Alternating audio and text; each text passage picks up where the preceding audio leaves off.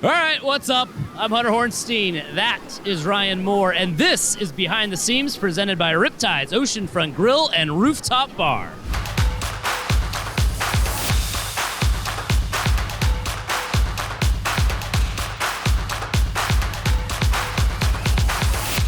All right, it is episode 4 of Behind the Seams. This is a show where we talk about what goes on behind the seams. That's a baseball pun there, Ryan Moore. Your questions going right to the desk of El Capitan, the captain of the pirate ship, so to speak.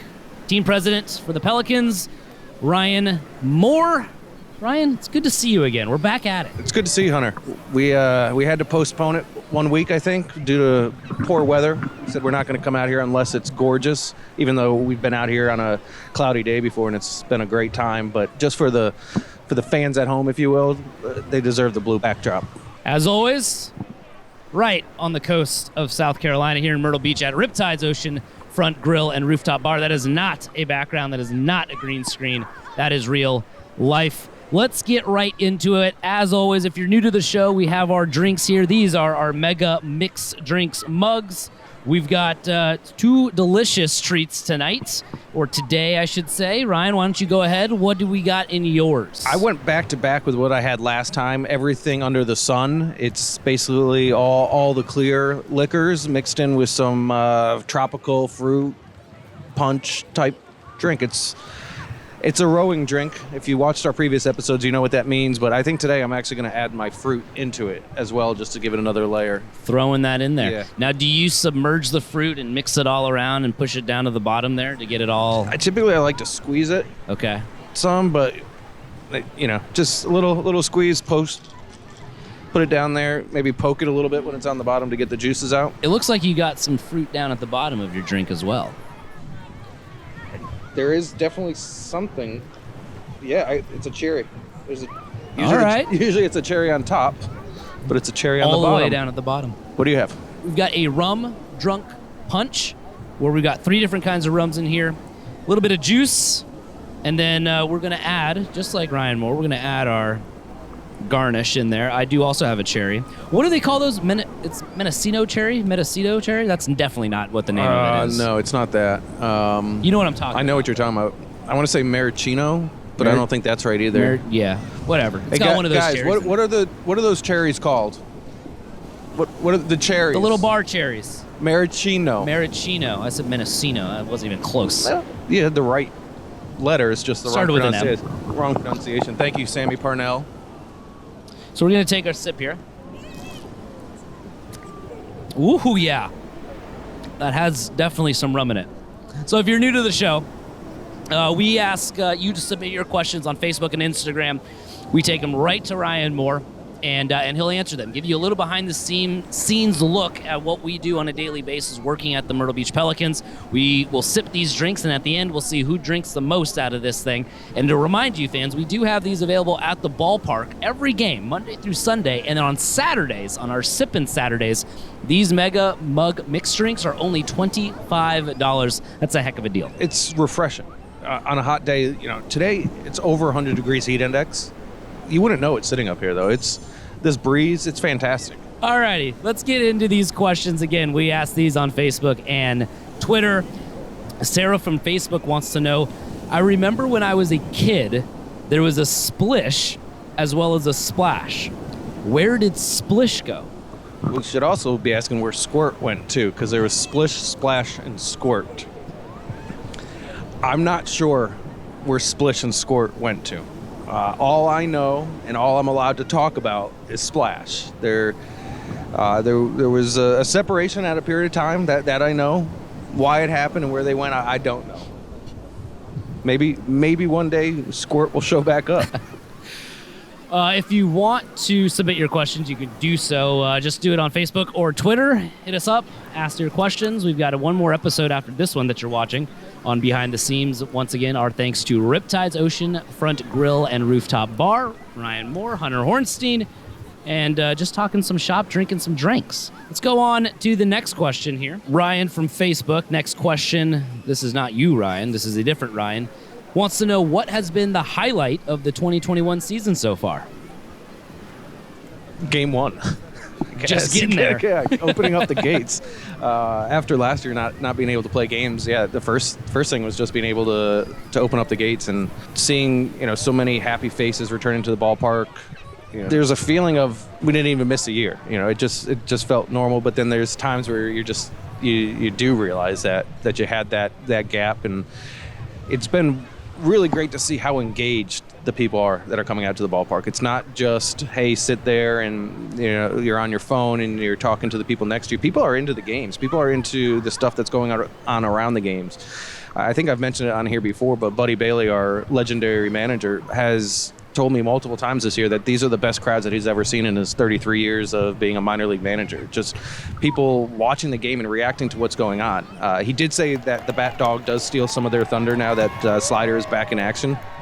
But just seeing everybody coming out and, the great work that you do with Team Carolina Cool and Nurse does up in the box, producing all the entertainment that the fans hear and see on the video board. People have been engaged with it, and that's probably the happiest or the thing that I've enjoyed the most. And then you look at, there's kind of the one-off things that happen that you're going to look back on and you're going to remember. Last night, I think, being one of them, we had a young boy, I think he was about 11 years old, come out to the ballpark as part of a Make-A-Wish campaign. And we signed him to a one-day contract, and he went through all the steps of being involved in the game and seeing him smiling and having a good time and seeing his sister enjoying it and his parents and the friends and the network that they've created. Really just kind of forgetting about the struggles that they're dealing with on a day-to-day basis for a few hours at the ballpark. And for us to be a part of that, I think that's something special. You don't get that everywhere, and you don't get that every day. So when those things happen, I think to be able to soak it in and realize the impact that we're making is important to me. I know it's important to you, and it's important to our entire organization and ownership group that, hey, we're members of this community. We want to make a difference. We can make a difference. We have, and we will. That's very well said. I got nothing to add to that because that was so eloquently stated. Thank you. Yeah, you mentioned the experience and the fans being into it. I think obviously when we went into the beginning of the season, we thought, well, of course they're going to be excited because they're finally back. But that has sustained itself all year long. And even just a couple of nights ago when the Pelicans rallied in the ninth inning to come back and tie and then win the game, the crowd was just on its feet, cheering, stomping their feet, just loud, just so loud. If you follow our accounts, you probably heard Buddy say it. Every time you come out to the ballpark, you can see something that you've never seen before, something legendary, something that's one of a kind that you'll never forget. And that's a night I'll never forget. I go back into the clubhouse to congratulate Buddy after the game, and I had to ask him, I said, did you give him the steal sign, or did he go on his own? He said, no, he went on his own. He saw the players, the defense playing a little up, so got a good lead, was able to make a good break, and he's done it a couple times on the season, Buddy says. So he's got the green light to go if he sees it, and it worked out perfectly in that situation. Moving right along. Todd from Facebook. This is quite the departure. Did you collect baseball cards as a kid? If so, what was your favorite? I was somewhat into collecting baseball cards. I wasn't a huge card collector guy. I think it was on this show that I talked about how I would get the Topps annual set for Christmas every year from my dad, but those typically got kept in the packaging, put into the closet, and was just there for the long haul. But I did rip a few packs as a kid and do some trading, but never got really into it. That being said, there seems to be a huge resurgence in the popularity of cards. They're big now. They're super big. I don't know if it was a COVID, everyone was in quarantine thing, and people just started buying stuff on the internet, but it seems like everybody's in it. We got folks on our own staff that are all in on waiting at the doors for them to open on certain days when they know that new packs are going to be released, or new boxes, whatever they call them, sets. I think it's cool. It's another way for people to be engaged with the game, whether it's baseball cards or whatever sport card that they're looking at. That just brings new people into it. Obviously, some of this high-end stuff to me is just bizarre. Mind-boggling how much money that stuff can make you. All I hope is that you have some entry-level cards that the average kid can throw $1 at the register and be able to open up a pack. And remember the gum that was in there? It was the worst gum in the world. It was like a little stick, or a little, like, it looked like a chip, like a wood chip, like that big. Yeah, and it looked like they dunked it into like flour and just and had put a it into powder the pack. all over it, and it was all over your hands. You took it, you ate it. It was a chew gum, like 2 bites, and it was just like then it was nope. Flavor's gone. Yeah, absolutely.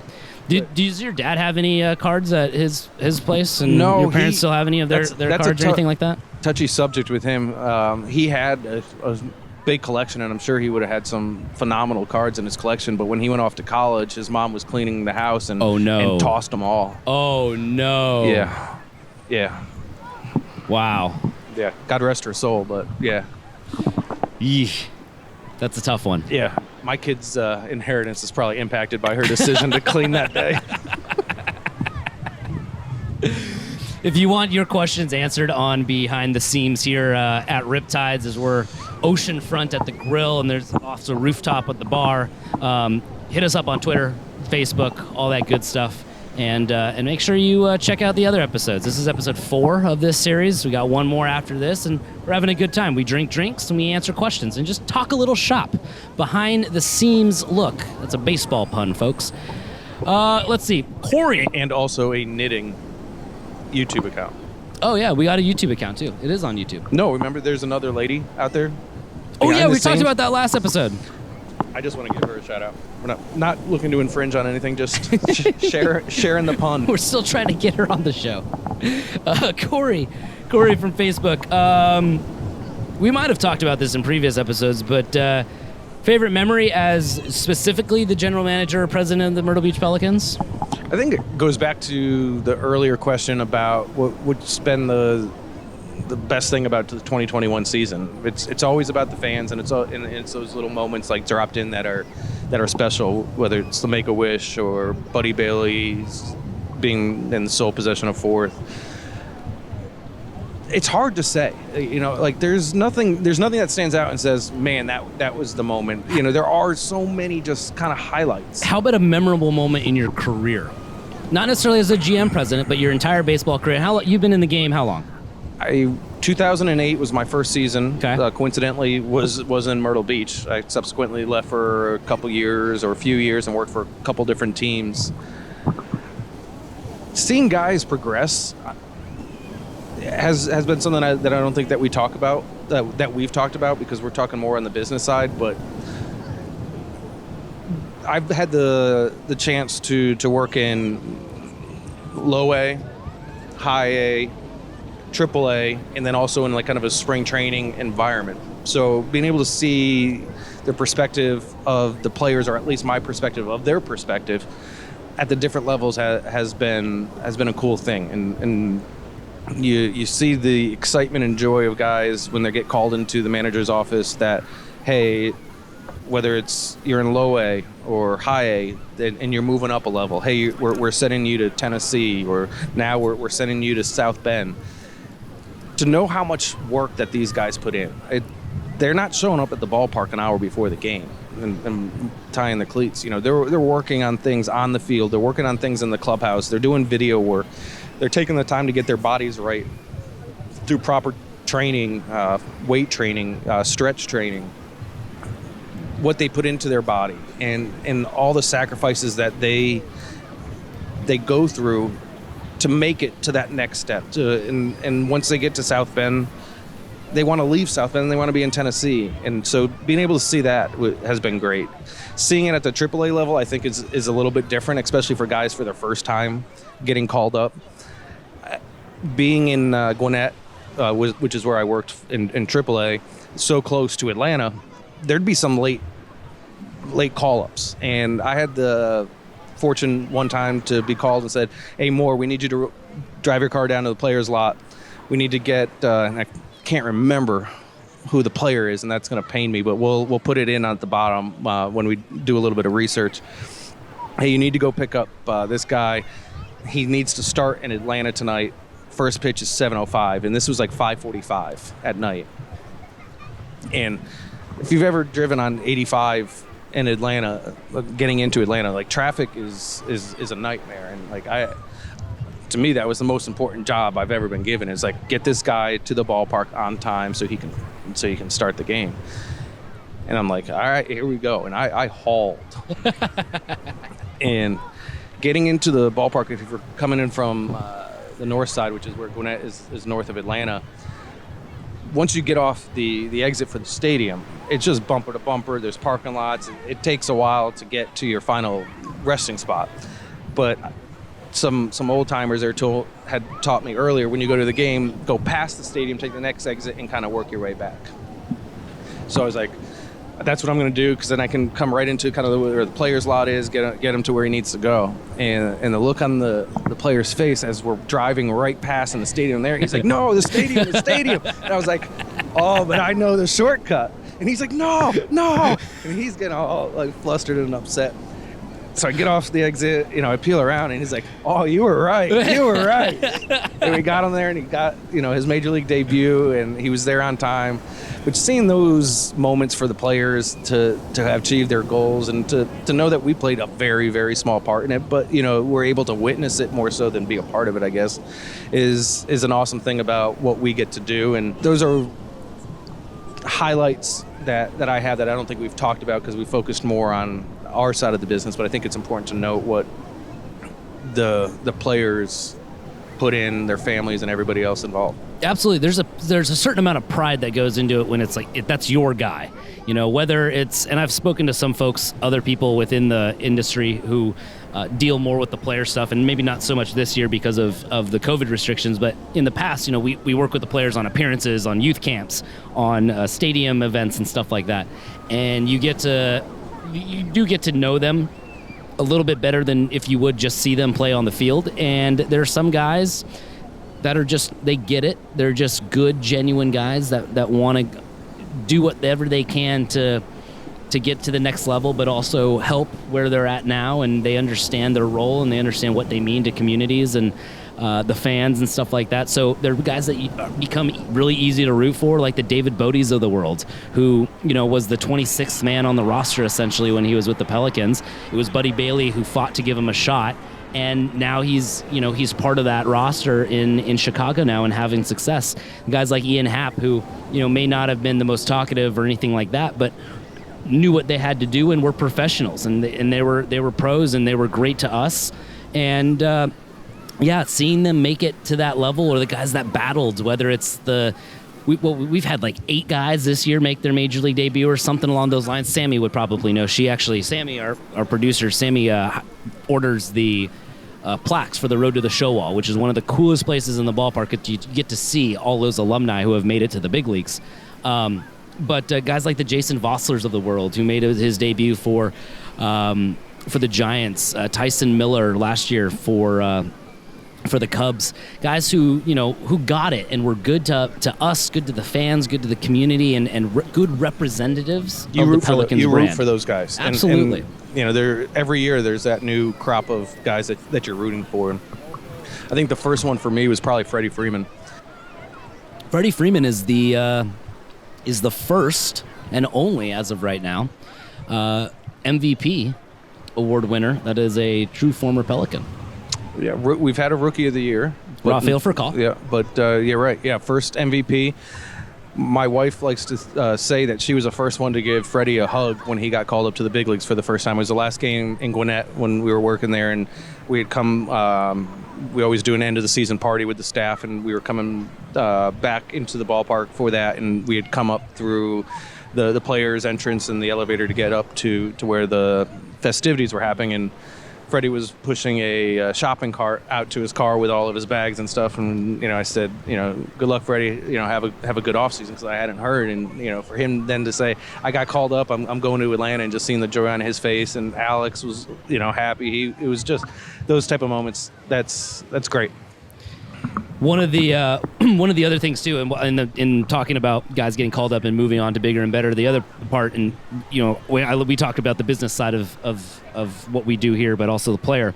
But in that same breath, now it's not the same as making it to the big leagues as a Major League Baseball player, but kind of in the same breath, when we see our staff move on to bigger and better things, especially our interns, where they get that full-time job, that's pretty exciting. We've had 2 already who have left us. One going back to college to get ready to make that next step. Another going Derek Lowen is up in New York right now. Got a full-time job with the New York Red Bull in the MLS. We just got word that one of our camera production interns, Ryan Allison, is going to be getting a full-time job with Coastal Carolina. And then we see... And you were one of those guys. Erie Seawolves. You guys sent me to the snow. We sent you up north. It's like Game of Thrones. But yeah, just kind of a really cool spot to be in level that we're at, to see that kind of success both on and off the field, and guys and gals kind of move on up and to bigger and better. Yeah, the broadcasting side too. You know, when you look at the Myrtle Beach, has always kind of been a launching pad for broadcasters to take that next step. We always say when we're interviewing for that position, we really don't want you here for that long, because if you're here for too long, we probably haven't made the right hire.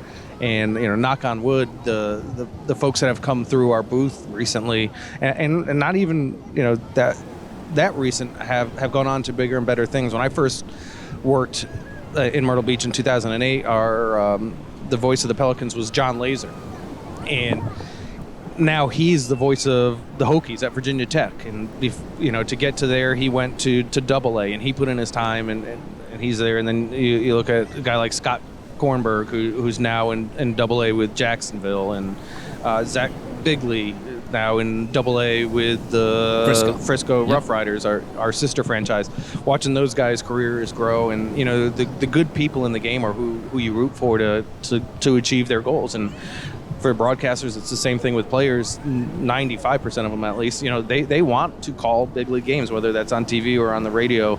That's why they're putting in the time here, and being able to watch them grow, and seeing people that stick around and take on more responsibilities and more roles and grow. A lot of growth. Well, that's what minor league baseball is all about. This is Behind the Seams. We film every episode here. You got the rooftop bar, so you see this beautiful view. This is not a green screen. This is not a wallpaper, not background, not anything. It's real. This is real life. That is the ocean right there. We got a big question here. This is our last one. This one is Jason from Twitter. What's the process when the affiliate changes, and why or how does that happen? To answer your question, I think you have to look at it in two prisms. The old structure and the new structure. In the old structure, you would sign agreements with major league teams, and typically those were on a 2 or 4 year basis. And at the end of those agreements, it was basically you became free agents again, on both sides, whether the big league affiliate or the minor league franchise could go out and try to find a new dance partner. And occasionally those dance partners changed. In 2020, the structure of minor league baseball changed, which we talked about. We're not going to go into now, but with that structure change, it changed the relationship between the minor league franchise and the big league affiliate, and it extended the time frame for where you were tied together. And now with the Cubs, we have a 10-year agreement with them that runs through the 2030 season. We're in year 1 of 10. So the change in affiliations should slow down underneath this new structure. There is something for everybody when you come down to Myrtle Beach. So we want to make sure that when you do, you make sure you stop at RipTydz, Oceanfront Grill and Bar, rooftop bar, I should say. Come on out. And then the ballpark. And then you come down to the ballpark, you have some fun. You say, what's up to Ryan Moore? You check out Slider or Bat Dog. You check out our alumni wall, the Road to the Show wall on the first base side. Check out every Pelican who has ever worn our uniform and a major league uniform. It's actually a really cool spot in the ballpark. The most, I believe it is the most photographed spot in our whole ballpark. If you want your question to be answered on the next episode of Behind the Seams, just hit us up on Twitter and or Facebook. For Ryan Moore, I'm Hunter Horns. We want to thank RipTydz, Oceanfront Grill and Rooftop Bar, for hosting us once again. Hold on. Hunter is trying to close this out because I think he knows he lost. I didn't lose. But in order to end the show, we have to do the comparison of who drank more. This one's not even close. No, it's hold on. That's not even close. Can we get a third party in here to take a look at this, please? Sammy said it's not even close. I don't think it's a runaway like you think it is. It's close, but I definitely won. I don't know how that can be the case. Like, if it was close, then there's no definitive nature of it. I definitely won. That means it's not close. For Hunter Horenstein, I'm Ryan Moore. This is Behind the Seams. Have a good one.